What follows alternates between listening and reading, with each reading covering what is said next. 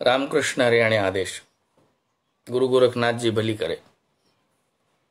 आज समाधी संजीवन दिन. कैवल्य साम्राज्ञ चक्रवर्ती माऊली महाविष्णू श्रीमंत श्री ज्ञानोबाराय महाराजांनी आज समाधी घेतली. तोच हा दिवस. कालगणनेनुसार, भौतिक कालगणनेनुसार आज ज्ञानोबांना समाधी घेऊन 724 वर्ष पूर्ण होतात. साहजिकच पुढलं वर्ष हे ज्ञानोबांच्या समाधीचं 725वं वर्ष आहे. भव्य दिव्य पद्धतीने ते साजरं होईलच. आज संवादाचा मुद्दा यासाठी होता की अनेक उत्तम सूचना कालपासून आल्या आणि नेहमीप्रमाणे त्या सूचनांचा आदर करीत आपल्या सर्वांच्या समोर या सेवेसाठी मी हजर आहे. सध्या फेसबुकवर एक ओवी फिरते. ती जगतश्रेष्ठ नामदेवराय महाराजांची ओवी आहे, जी समाधी सोहळ्याच्या वेळेस आपण अनेक उत्तमदा वापरतो. आज आपण त्याच अभंगातल्या चरणांवर बोलूया, थोडा संवाद करूया. नामा म्हणे लोपला दिनकर, बाप ज्ञानेश्वर समाधीस्थ. नामदेवराय महाराज समाधीचं वर्णन करतात आणि समाधी घडली. ज्ञानोबाराय महाराज समाधीस्थ झालेत त्यावेळेस नामदेवराय महाराज कुठेतरी उच्चारित करतात, भावविभोर होतात. कुठेतरी त्या संताला सुद्धा 2 सेकंदांसाठी, काही क्षणांसाठी का होईना, एक भौतिक वेळेची आणि भौतिकतेची चुणूक लागून जाते, कारण ते परमप्रेम असतं बरं का. तर नामदेवराय महाराज इथे म्हणतात, नामा म्हणे लोपला दिनकर, बाप ज्ञानेश्वर समाधीस्थ. आपण एका वेगळ्या पद्धतीने अभंगातला हा चरण पाहण्याचा प्रयत्न करूया आणि सर्वांनी आशीर्वाद सोबत करावे.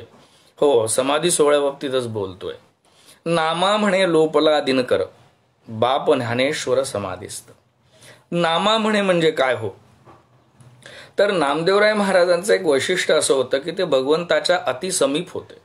आपण सर्वांनी ऐकलं असेल, आपल्या सर्वांना विदित असेल, माहीत असेल की नामदेवराय महाराजांचा अधिकार भगवान पंढरीनाथांपर्यंत इतका बृहद होता की त्यांच्या हातून देव जेवायचा. परंतु कुठेतरी गुरुकृपेची कमी होती. म्हणजे अधिकार मोठा होता परंतु गुरुकृपेची कमी असल्यामुळे भक्ती हे तत्व तिथे कुठेतरी दबल्या गेलं होतं. नव्हतं असं नाही, ते दबल्या गेलं होतं. आणि त्या भक्ती तत्वाला पुढे करण्यासाठी कुठेतरी या नामाला ज्ञानदेवत्वाची जोड लावली. नामदेवांचा ज्ञानदेवांशी संग झाला, ज्ञानदेवांना नामदेव मिळाला.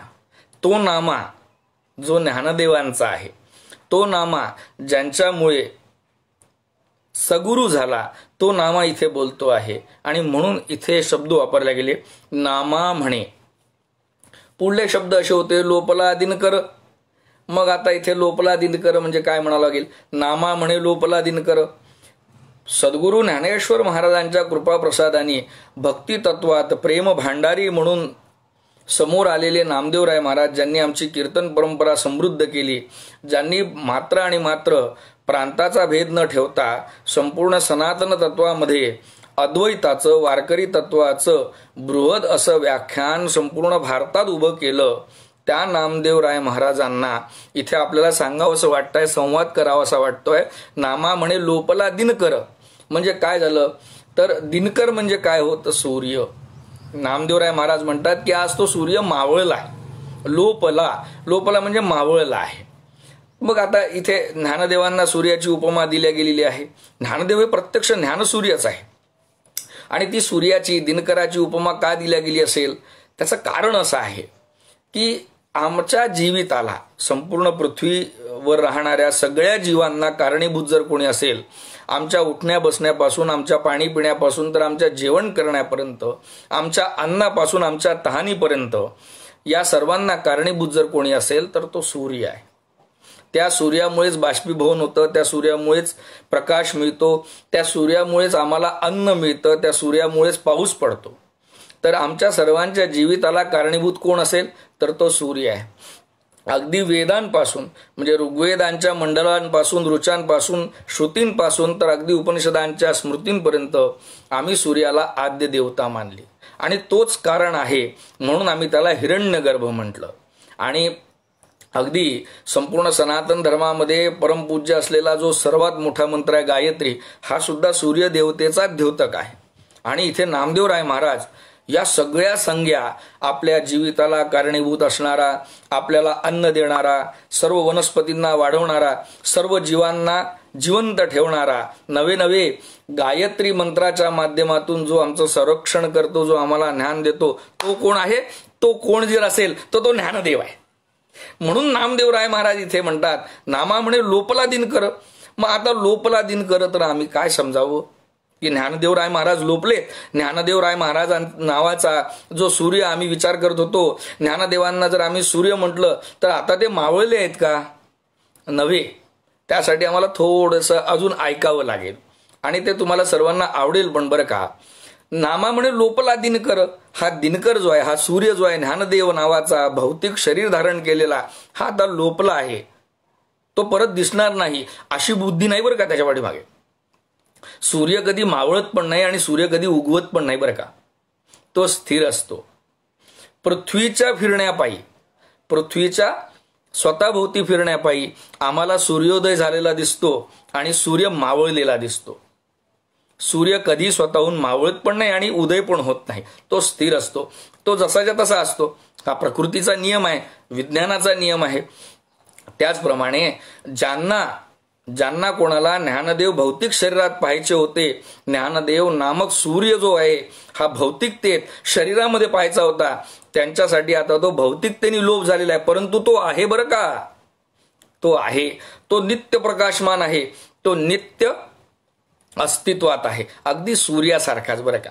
म्हणून इथे जरी सूर्याचं उदाहरण ज्ञानेश्वर महाराजांना दिलं असेल, ते बृहद असेल, ते फार मोठ्या प्रमाणातलं असेल, ते अलौकिक जरी असेल, तरी आम्ही एक लक्षात ठेवायला पाहिजे, हा जो ज्ञानदेव नावाचा सूर्य आहे हा कधी उदय पण होत नाही आणि कधी मावळत पण नाही. तो निमित्ताने तुमच्या आणि आमच्या जीवनात येतो आणि तो सदैव स्थिर असतो. त्यासाठी काय करावं लागेल? त्यासाठी नामा म्हणे म्हणजे काय? भक्तीची जोड त्याला द्यावी लागेल. आता पुढलं चरण काय असेल? नामा म्हणे लोपला दिनकर, बाप ज्ञानेश्वर समाधिस्थ. बाप ज्ञानेश्वर समाधिस्थ. बाप ही संज्ञा नामदेवराय महाराजांनी ज्ञानेश्वर महाराजांप्रती वापरली. साहजिक आहे, भक्तीची जोड भगवंताच्या समीप असणाऱ्या प्रेमभंडारी नामदेवराय महाराजांना ज्ञानोबाराय महाराजांकडून मिळाली. संपूर्ण नाथ संप्रदायाकडून आलेलं तत्वज्ञान ज्ञानेश्वर महाराजांच्या ओंजळीतून आम्हाला सर्वांना पाजलं गेलं. प्रत्यक्षदादा निवृत्तीनाथ महाराजांची कृपा होती म्हणून शैव आणि वैष्णव संप्रदाय एकत्रित स्वरूपाने कृष्ण भक्तीकडे नेणारा, मोक्ष सायुज्यतेकडे नेणारा, अनंत आनंदमय असणारा हा पायस आम्हाला ज्ञानोबाराय महाराजांनी दिला. आणि तो नुसता दिला नाही तर त्यात ज्ञानोबाराय महाराजांनी दोन्ही भूमिका पार पाडल्या बरं का, एक आईची आणि दुसरी वडिलांची. पण मग इथे नामदेवराय महाराज असं का बरं म्हणतात बाप ज्ञानेश्वर? त्याची संज्ञा सुद्धा आपल्याला समजून घेणं आवश्यक आहे. फार सुंदर आहे बरं का, म्हणजे अगदी अंगावर काटे यायला पाहिजे. आणि जोपर्यंत ज्ञानदेवांच्या बाबतीत बोलताना आपल्या अंगावर शहारे येत नाही, आपलं हृदय रोमांचकित होत नाही आणि जोपर्यंत डोळ्यातून अश्रू येत नाही, तोपर्यंत ती संजीवन समाधी म्हणजे म्हणावी याचा अधिकार आपल्याला आहे का, हा पण विचार करावा. हे भक्ती तत्व आहे ना, हे परमसुखद आहे बरं का. भक्ती तत्वामध्ये मात्र आणि मात्र अकाट्य अप्रमेय असं प्रेम भरलेलं आहे. त्यामुळे आपण सर्वांनी साथ द्यावी. बाप ही संज्ञा आम्हाला ज्ञानोबाराय महाराजांनी श्री ज्ञानेश्वरीच्या 11व्या अध्यायात सांगितली. मग बापाची व्याख्या, बापाचं कर्तव्य काय सांगितलं असेल ज्ञानोबाराय महाराजांनी, ते इथे थोडं पाहणं आवश्यक आहे. म्हणजे आपल्याला समजेल की नामदेवराय महाराजांनी बाप ज्ञानेश्वर का बरं म्हटलं. तर ऐका, ज्ञानोबाराय महाराज श्री ज्ञानेश्वरीच्या 11व्या अध्यायामध्ये म्हणतात, बाप उदार देवो अपरिमितू, याचक स्वेच्छा सदुदितू, असे सहस्त्रवरी देतू सर्वस्व आपुले. हा जो बाप आहे ना आमचा, जो कृष्ण म्हणून इथे 11व्या अध्यायामध्ये उभा आहे, जो योगेश्वर म्हणून श्रीमद भगवद्गीता सांगण्यासाठी अर्जुन रूपाने स्वतःला संवाद रूपी सांगतोय, जो नंद म्हणून यशोदेसोबत खेळतोय, गोपिकांसोबत रास करतो आहे, जो अनंत अपरिमित आणि प्रत्यक्ष ब्रह्म आहे, हा बाप आहे. कारण संपूर्ण गीतेमध्ये जर पाहिलं तर ज्ञानोबाराय महाराज आम्हाला सांगतात, बाप या संज्ञेचा अर्थ काय असेल? बाप उदार देव अपरिमितू. हा जो आमचा बाप आहे हा अतिशय उदार आहे बरं का. याचक स्वेच्छा सदोदितू.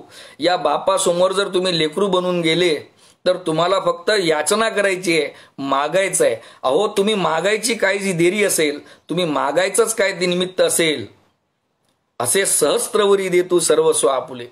तुम्ही मागितलेली गोष्ट तेवढी तो देणार असं होणार नाही बरं का.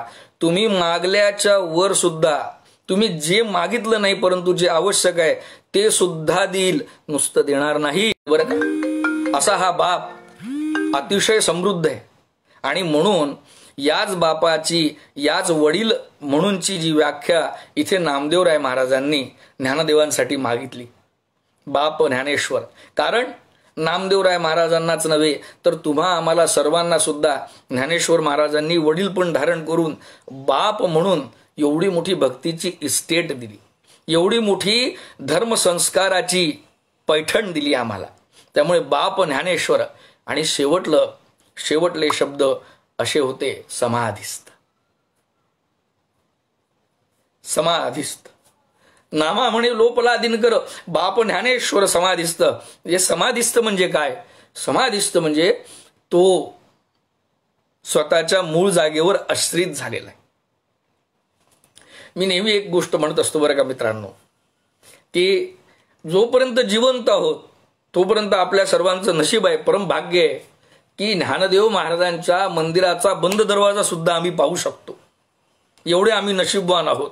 आणि खरंच हा बाप किती उदार असेल की अखंड कोरोनाच्या काळामध्ये सुद्धा आम्हाला ज्ञानोबाराय महाराज दर्शन देत नव्हते, मंदिरं बंद होते, परंतु ज्ञानदेवराय महाराजांची उदारता, उदात्तता किती असेल की आम्ही ज्ञानोबाराय महाराजांचं मंदिराचं बंद असलेलं दार सुद्धा पाहू शकत होतो. केवढं मोठं नशीब आहे. आणि हे काही मी स्वतः बोलत नाही, तर ही भक्तीची पराकाष्ठा असते.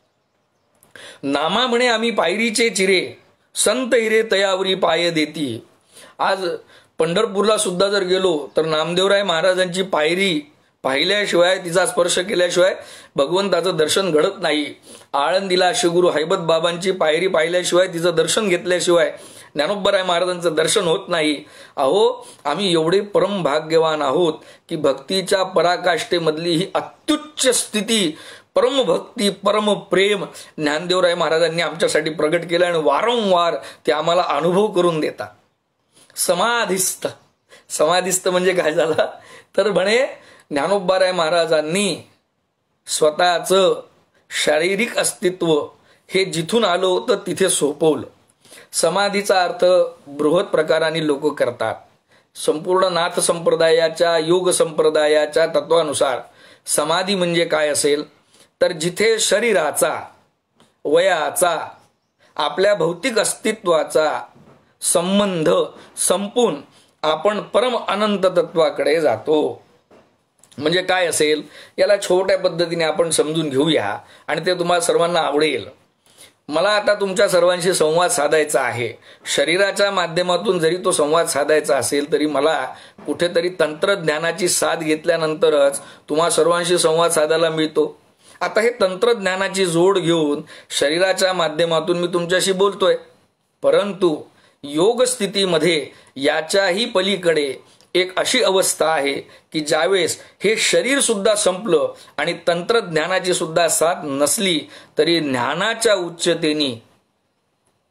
उच्चतेनी हे संत सदोदत संवाद साधत असतात.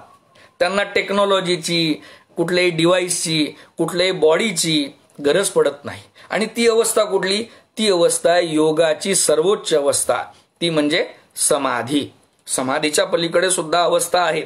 आपल्याला लक्षात येईल की इथे आपल्याला ज्याप्रमाणे कोणाशी संपर्क करायचा असेल, कोणाशी बोलायचं असेल तर आपल्याला डिव्हाइसची गरज पडते, राउटरची गरज पडते, इंटरनेटच्या कनेक्टिव्हिटीची गरज पडते, सिग्नलची गरज पडते आणि साहजिक शरीराची पण गरज पडते बरं का. फोनवर बोलताना, लाईव्ह येताना. या साधू संतांची ही इतकी उच्च अवस्था आहे की यांना या सगळ्या गोष्टींची गरज पडत नाही. ते स्वतःची मानसिकता, ते स्वतःचं ज्ञान इतक्या परमोच्च अवस्थेवर स्थापित करतात की त्यांची कनेक्टिव्हिटी सदैव हाय फ्रिक्वेन्सीवर असते. त्यांना 2G 3G 4G लागत नाही, त्यांना गुरुजी तत्व लागतं. निवृत्तीने दिले माझे हाती. ज्ञानोबाराय महाराजांजवळ त्यांच्या गुरुजींनी दिलेलं हे तत्व आहे. त्यामुळे ज्ञानोबाराय महाराज हे समाधिस्थ आहे. आणि मग आम्ही त्याला संजीवन का बरं म्हणावं? कारण समाधी हा प्रमेय जेव्हा आम्ही वापरतो तेव्हा तो प्रत्येक वेळेस ज्ञानदेवांच्या भौतिक उपस्थितीचा शरीराशी संबंधित असलेला असा वापरतो. मान्य आहे की नाही? परंतु त्याला संजीवन हा शब्द जोडल्यानंतर तो संजीवन शब्द आम्हाला पदोपदी वारंवार काय सांगतो? तर इथे ज्ञानदेवांच्या समाधी तत्वाला शरीराने पाहायचं नाहीये, त्याला परमतत्वाने पाहायचं आहे. एक असं तत्व जे शरीराच्या देखील पलीकडे आहे. मग हे तत्व कुठलं असेल? त्यासाठी आम्हाला ज्ञानेश्वरीचा 2रा अध्याय वाचावा लागेल. अशोचानन्नो शोचत स्वंप्रज्ञा वादांश भाषसे गतासु न गतांशुश्च नानुशोचंती पंडिता. देह येतो आणि देह जातो, परंतु ते तत्व तसंच राहतं आणि ते तत्वच तिथे आनंदीला विराजमान आहे. ज्ञानदेव हे कधी जन्मले नव्हते आणि ज्ञानदेव हे कधी गेले नाहीत. निमित्ताने तुम्हा आम्हाला शिकवण्यासाठी, तुम्हा आम्हाला दिसण्यासाठी आणि भौतिकता आणण्यासाठी ज्याप्रमाणे भगवान श्रीरामानी, भगवान श्रीकृष्णानी देहाला माध्यम बनवलं होतं, शरीराला माध्यम बनवलं होतं, अगदी तसंच ठामे ठोकपणे ज्ञानदेवांनी सुद्धा एका विशिष्ट काळासाठी शरीराला माध्यम बनवलं. आणि ज्या वेळेस तुम्ही आणि आम्ही यानंतर ज्ञानेश्वरीच्या संगतीत राहू, अमृतानुभवाच्या संगतीत राहू, चांगदेव 65च्या संगतीत राहू, अनेकोत्तम अभंगांच्या संगतीत राहू, हरिपाठ वाचू, हे ज्ञानोबांना तुम्हाला दिल्यानंतर आश्वासन भेटलं, समाधान वाटलं, गुरूंची आज्ञा घेतली, त्यावेळेस अगदी जबाबदार व्यक्तीनुसार, अगदी ज्ञानी व्यक्तीनुसार ज्ञानदेवांनी प्रकृतीकडून घेतलेलं हे माध्यम शरीर प्रकृतीला सुपूर्द केलं. पंचतत्वांनी जुळलेलं हे शरीर पंचतत्वांना वापस केलं. आणि मग त्यांचं काय झालं? ते परमतत्व म्हणून तुमच्या आणि आमच्यामध्ये स्थित झाले. ज्ञानदेव आजही दर्शन देतात, ज्ञानदेव आजही अनुभवल्या जातात आणि ज्ञानदेव आजही प्रत्यक्ष आहेत, हे वेगळ्याने सांगायची गरज नाही. जेव्हा जेव्हा ज्ञानेश्वरी वाचताना आमच्या डोळ्यात पाणी येतं, जेव्हा जेव्हा हरिपाठ म्हणताना हरितया सांभाळी अंतर्बाह्य हे वाचल्यानंतर आम्हाला कुठेतरी वाटतं की ज्ञानोबा आमच्या सोबत आहेत बरं का. जेव्हा जेव्हा वारीमध्ये जाताना ज्ञानदेवांच्या सोबत आम्ही पंढरीनाथांकडे चाललेलो आहे असा आमचा दृढ विश्वास होतो, त्या वेळेस हेच तत्व आम्हाला कुठेतरी आंतरिकतेने सांगत असतं की मी आहे बरं का, मी अनुभवल्या जातो बरं का. आणि अनेकोत्तम आहेत अधिकारी ज्यांना ज्ञानदेव आजही अनुभवाला येतात. त्यामुळे ते समाधिस्थ म्हणजे काय आहे? ते लिमिटेड एडिशन मधून अनलिमिटेड एडिशन मध्ये गेलेले आहे. हा सर्वात सोपा आणि सुंदर व्याख्या प्रकार म्हणता येईल बरं का. त्यामुळे नामा म्हणे लोपला दिनकर बाप ज्ञानेश्वर समाधिस्थ, म्हणजे जिथे एक प्रमाण असं आहे की देव आहे ऐसा वदवावी जनी, नाही ऐसा अंतरी अनुभवावा. सगुण रूपामध्ये ज्ञानदेव आम्हाला दिसत जरी असतील तरी ते अनंत आणि निर्गुण तत्वानी तुम्हा आमांमध्ये. आज आळंदीला मी पण काही जाऊ शकलो नाही, काही कारण होते, काही कार्य होते, परंतु मला असं वाटतं की आळंदीला नाही जरी गेलो तरी ज्ञानदेव आणि ज्ञानतत्व माझ्यासोबत आहे. आणि ज्या वेळेस आम्हाला हे दुःख निर्माण होतं की नाही, दुःखाला कारण नसतं, दुःख हे फुकट आहे बरं का या जगात, त्याला विकत घ्यायची गरज पडत नाही. पण ते जर समजा दुःख तुम्हाला असं कधी अनुभवाला आलं आणि तुम्हाला जर असं वाटलं की आपल्याला ज्ञानदेवांचं दर्शन होत नाहीये, तर ज्ञानदेवांचं प्रत्यक्ष दर्शन हे ज्ञानेश्वरीमध्ये, ज्ञानदेवाचं प्रत्यक्ष दर्शन हे अमृतानुभवामध्ये आहे, ज्ञानदेवांचं प्रत्यक्ष दर्शन हे चांगदेव 65 मध्ये, ज्ञानदेवांचं प्रत्यक्ष दर्शन हे ज्ञानदेव या 4 वेदात्मक शब्दांमध्ये. काही गरज नाही तुम्हाला 4 महावाक्य आलेत, काही गरज नाही तुम्हाला 4ही वेद माहीत नाही, काही गरज नाही तुम्हाला 18 पुराण माहीत नाही, काही गरज नाही तुम्हाला षटशास्त्र माहीत नाही. फक्त ते ज्ञानदेव नावाचं तत्व, ते परम प्रेम जर अंगी बांधलं तर नितांत आणि निव्वळ करुणा अंगी भासते. तो समाधीचा अनुभव ज्ञानदेव तिथे बसून जो घेतात आहे तो एवढ्यासाठी की तिथे बसल्यानंतर जगातल्या अनेकोत्तम त्यांच्या लेकरांसाठी तुमच्या आणि आमच्यासारख्या त्यांनी संपर्क करावा म्हणून. तो एनर्जी टॉवर आहे आमचा, जो तिथून सगळ्या वेव्ज आणि रेज सर्वत्र प्रसारित करतो. आणि जेव्हा जेव्हा तुमचं मन विचलित व्हायला लागेल ना, त्यावेळेस सिग्नल कमी झालेलं आहे, कारण तुमच्या डिव्हाइसची कनेक्टिव्हिटी कमी असं समजावं. आपल्यातलं अंतःकरणाचं जे सिम आहे ते थोडं हेवी झालेलं आहे असं समजावं आणि तात्काळ रिबूट करावा डिव्हाइस, रिबूट करावं आपलं माइंड. म्हणजे काय करावं हो, तात्काळ ज्ञानेश्वरी वाचायला घ्यावी. ज्ञानेश्वरीतला 9वा अध्याय वाचावा, ज्ञानेश्वरीतला 12वा अध्याय वाचावा. ज्ञानदेवांनी दिलेले अनेकोत्तम शब्द आम्ही अंगीकारावे. आणि जेव्हा जेव्हा आम्हाला ज्ञानेश्वरी वाचताना डोळ्यात पाणी येईल, कंठ सद्गदित होईल, आणि जेव्हा जेव्हा आम्हाला ज्ञानदेव ज्ञानदेव ज्ञानदेव माऊली माऊली माऊली अशी ओरड करायची आवड निर्माण होईल, त्यावेळेस आम्हाला त्या समाधीचा अनुभव होईल बरं का. ज्ञानदेव परमदैवत आहे, ज्ञानदेव परमोच्च आहे, ज्ञानदेव परमसुख आहे, ज्ञानदेव जीवित आहे, ज्ञानदेव जिवंत आहे, ज्ञानदेवच सजीव आहे. हे सगळं म्हणत असताना या चराचरामध्ये जेवढ्या काही हालचाली होतात, या चराचरामध्ये जेवढ्या काही घटना होतात, त्या सर्व सर्व सर्व सर्व माझ्या माऊलीमुळे, माझ्या ज्ञानोबांमुळे मला अनुभवायला मिळतात. मी तुमच्याशी संवाद करत असताना तुम्हा सर्वांना पाहू शकतो. अहो, या नेत्रांमध्ये ती ताकद नाही, हे नेत्र सुद्धा दिलेले, आणि या नेत्रांमध्ये ती ज्योत सुद्धा आहे, ती सुद्धा ज्ञानोबांची आहे. कपाळी बुक्का लावत असताना माझं सौभाग्य आहे की हा बुक्का मी ज्ञानदेवांच्या नावाने लावतो. तुमच्याशी संवाद करत असताना कंठातून जो आवाज निघतो, तो आवाज सुद्धा ज्ञानदेवांच्याच कृपेने निघतो. माझ्या आयुष्यातल्या सगळ्या घटना या ज्ञानदेवांपायी होतात. आणि त्यामुळे ज्ञानदेव आणि ज्ञानेश्वरी सोडून आम्ही जेवढे काही उपद्व्याप करतो, उपद्व्याप म्हटलं बरं का मी, ज्ञानदेव आणि ज्ञानेश्वरी सोडून, जगद्गुरु आणि जगद्गुरूंची गाथा सोडून, नामदेवराय आणि नामदेवरायांची गाथा सोडून आम्ही जेवढे काही सांसारिक कामं करतो ते सगळे उपद्व्याप समजावे. आणि तेच दुःखाचं कारण असतं. आम्हाला सुखी व्हावं. ज्ञानोबाराय महाराजांचा एक सुंदर शब्द आहे, आणि ते असं आहे, सर्व म्हणजे अवघाची संसार सुखाचा करीना. आम्हाला हे जर समजलं तत्व तर खरंच आम्ही सुखी होऊ. ज्ञानोबाराय महाराज म्हणतात, अवघाची संसार सुखाचा करीना. तो संसार म्हणजे स्वतःचा वैयक्तिक संसार नाही बरं का, मी माझे लेकरं बाळ माझं घर, अवघाची संसार. जेव्हा तुम्ही दुसऱ्याच्या हिताचं कार्य कराल, जेव्हा तुम्ही दुसऱ्याचा सुद्धा संसार हा आपलाच आहे, वसुदैव कुटुंबकम हे विश्वची माझे घर अशी धारणा कराल, त्याच वेळेस अवघाची संसार सुखाचा करीना. आनंदे भरीन तिन्ही लोक, 3 लोकांना आनंदाने भरायची ज्ञानोबाराय महाराजांची प्रतिज्ञा आहे. लक्षात आलं.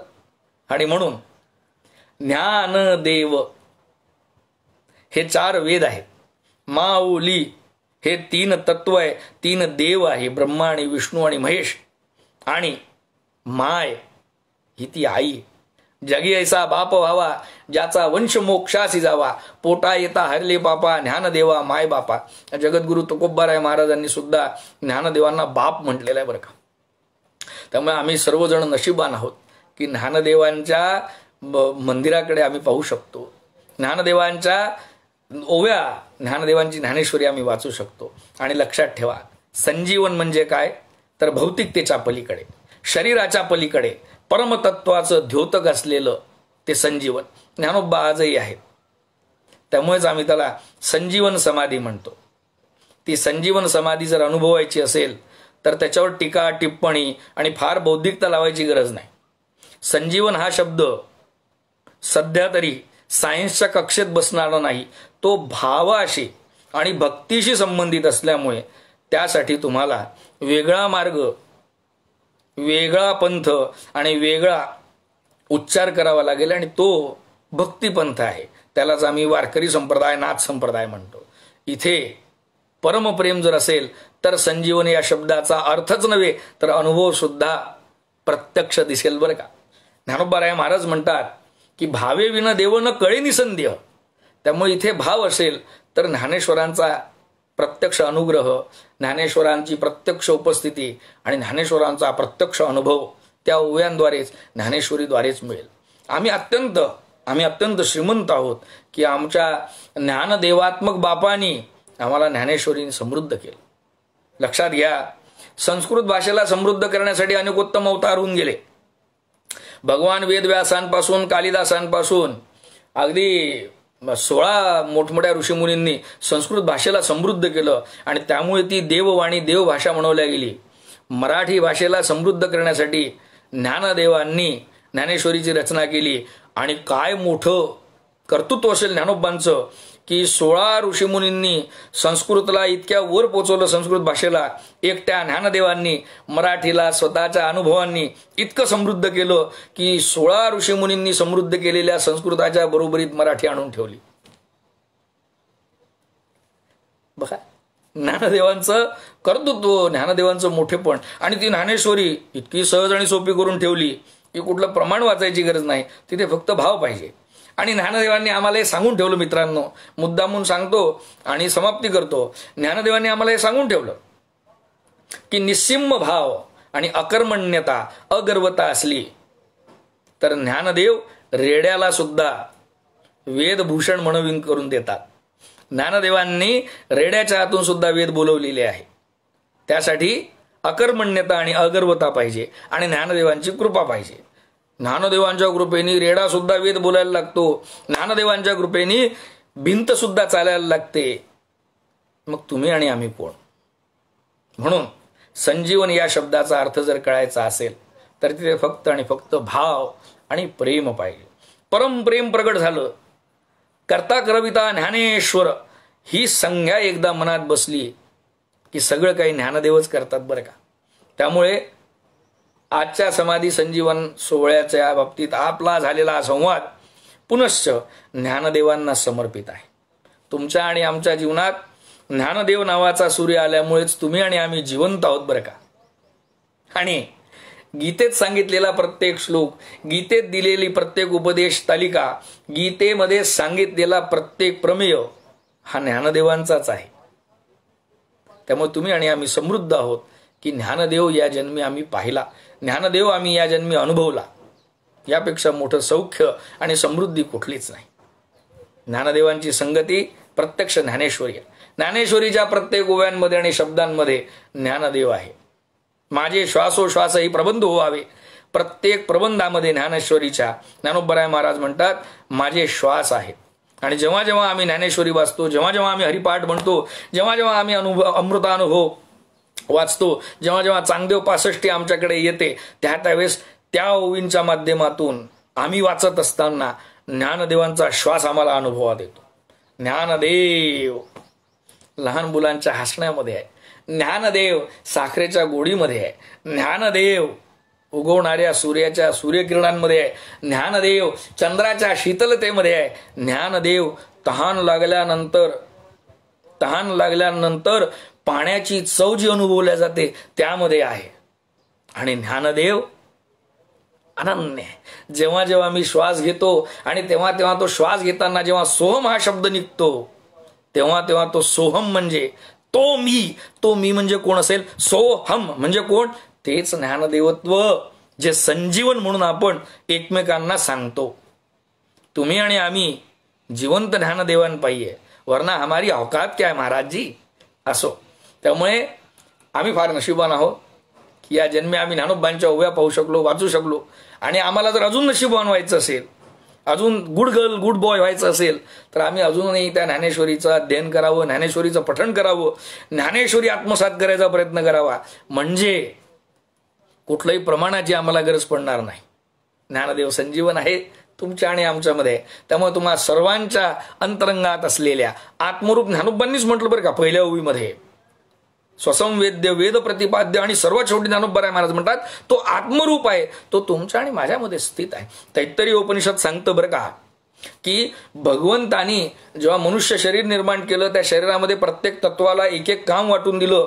ते शरीर जिवंत राहावं म्हणून अपान वायूला आज्ञा केली की तू अन्न ग्रहण करावं. परंतु त्याही नंतर कुठेतरी भगवंताला कमी वाटली म्हणून भगवंतानी आत्मरूपाने स्वतः या शरीरात प्रवेश केला. तैत्तरीय उपनिषदाचं प्रमाण आहे. आणि तेच प्रमाण ज्ञानोबराय महाराज एका शब्दामध्ये सांगतात आत्मरूपा. तेच तत्व, तोच परम भगवंत, तोच ईश्वर ज्ञानेश्वर म्हणून तुमच्या आणि आमच्या शरीरात आत्मरूपाने स्थित आहे. आणि त्यामुळे जय कृष्ण होई जे आपण, ते कृष्ण होई जे आपले अंतःकरण, या प्रयत्नात आपण सदोदित राहावं. आपल्या अंतःकरणामध्ये ज्ञानदेव सदैव विराजमान असावे, हीच काय ती इच्छा आणि हीच काय ती धारणा आपण व्यक्त करावी. जगद्गुरूंनी दिला आनंदाचे डोई आनंद तरंग, आनंदची अंग आनंदची रंग. त्यामुळे जेव्हा जेव्हा आम्ही अनंततेचा आनंदाचा अनुभव करू, त्यावेळेस आम्हाला संजीवन या शब्दाचा अर्थ कळला पाहिजे. नाहक आणि विनाकारण आम्हाला एखाद्या फुलामध्ये अलौकिकता दिसून पडत असेल, एखाद्या फुलाचा सुगंध आम्हाला आनंद देऊन जात असेल, तोच तर ज्ञानेश्वरांचा तत्व. त्यामुळे आजचा दिवस हा परमोच्च आनंदाचा आणि परम अवस्थेचा दिवस आहे. ज्ञानेश्वर महाराजांच्या संजीवन समाधी सोहळ्याच्या आपल्या सर्वांना अनंतोत्तम शुभेच्छा. आपल्या सर्वांमध्ये असलेल्या ज्ञानेश्वरांचा उहापोह करत प्रणाम करतो आणि आपल्या सर्वांना शुभेच्छा देतो की या निमित्ताने तुम्हाला आणि मला पुनश्च एकदा ज्ञानेश्वर ऐकायला, अनुभवायला भेटला. ज्ञानदेवांची कृपा अनंत आहे हो. फक्त भाव आणि प्रेम पाहिजे. असो, पुनश्च एकदा सर्वांना आदेश. गुरु गोरखनाथजी भली करे, कृपा करे. महाराज ज्ञानेश्वर.